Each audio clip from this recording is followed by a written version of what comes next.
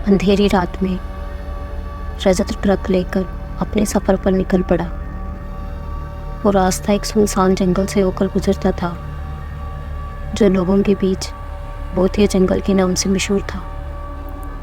कहा जाता था कि इस रास्ते पर अक्सर अजीबोगरीब घटनाएं होती हैं, लेकिन रजत इन अफवाहों पर विश्वास नहीं करता था।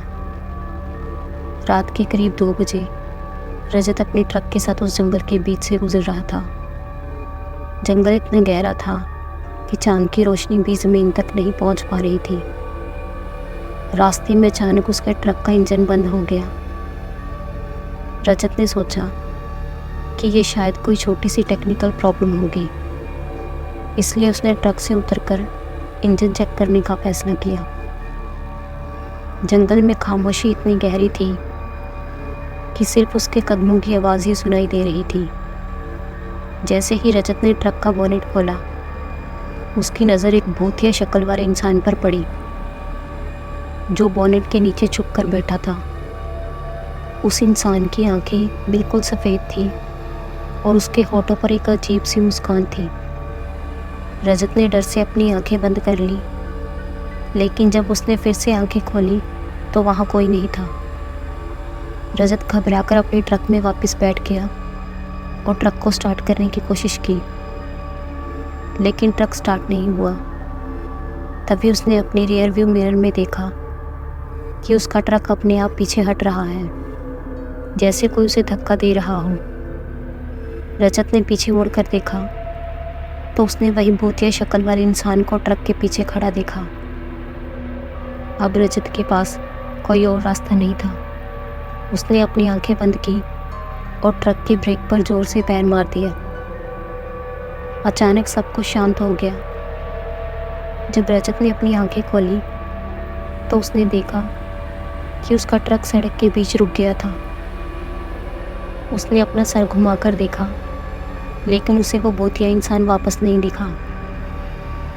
डर के मारे रजत ने वहाँ से निकलने का सोचा, लेकिन जैसे ही उसने अपना हाथ स्टीयरिंग की तरफ बढ़ाया, ट्रक का रेडियो अचानक से अपने आप चल पड़ा और उसमें से एक धीमी और भयानक आवाज़ सुनाई दी, तुम यहाँ से ज़िंदा वापस नहीं जा सकते।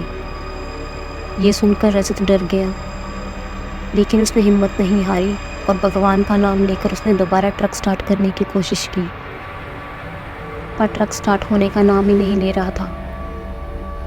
अब रजत को कुछ समझ नहीं आ रहा था, इसलिए उसने अपने ट्रक का दरवाज़ा ज़ोर से खोला और बिना कुछ सोचे समझे जंगल की तरफ भागने लगा। उसका दिल तेज़ धड़क रहा था और उसके कदमों की आवाज़ जंगल के सन्नाटे में गूंज रही थी। उसे लग रहा था जैसे कोई उसके पीछे पीछे आ रहा हो, लेकिन हर बार पीछे मुड़कर देखने पर बस अंधेरा और घने पेड़ ही नजर आते। जैसे जैसे रजत जंगल के अंदर घुसता गया, उसे एक अजीब सी घबराहट महसूस होने लगी।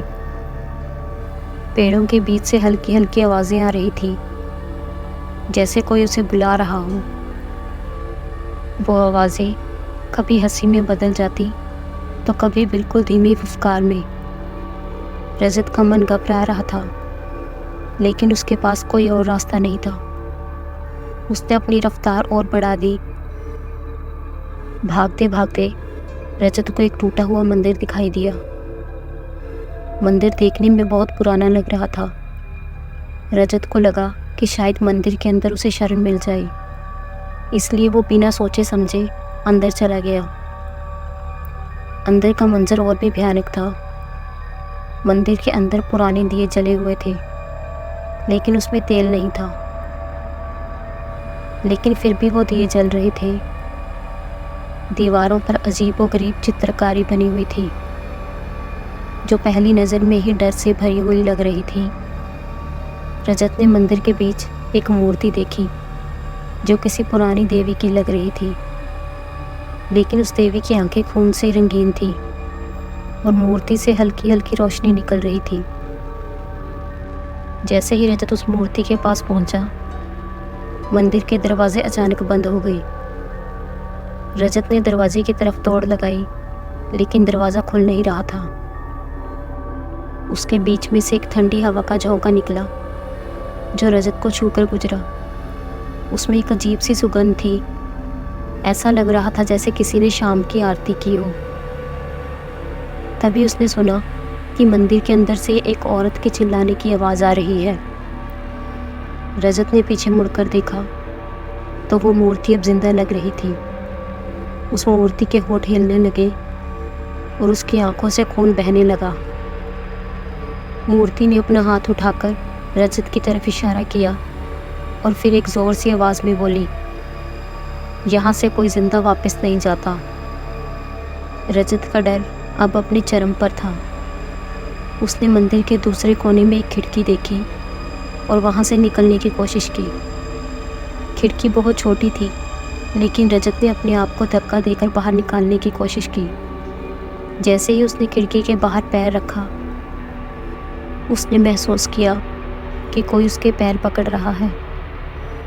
घबराकर उसने नीचे देखा तो एक भूतिया हाथ, जो मिट्टी और कीचड़ से भरा हुआ था, उसके पैर को नीचे खींच रहा था।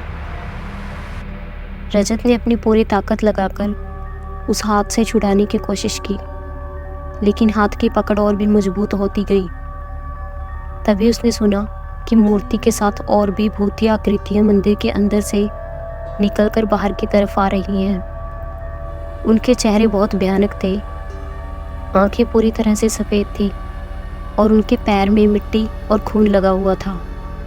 रजत के पास अब बस कुछ ही पल थे। उसने अपनी पूरी ताकत लगाकर एक ज़ोर से झटका दिया और उस भूतिया हाथ से अपने आप को छुड़ाकर खिड़की के बाहर कूद गया। ज़मीन पर गिरते ही उसने एक ज़ोर से चीख मारी, लेकिन उसके मुंह से आवाज़ नहीं निकली।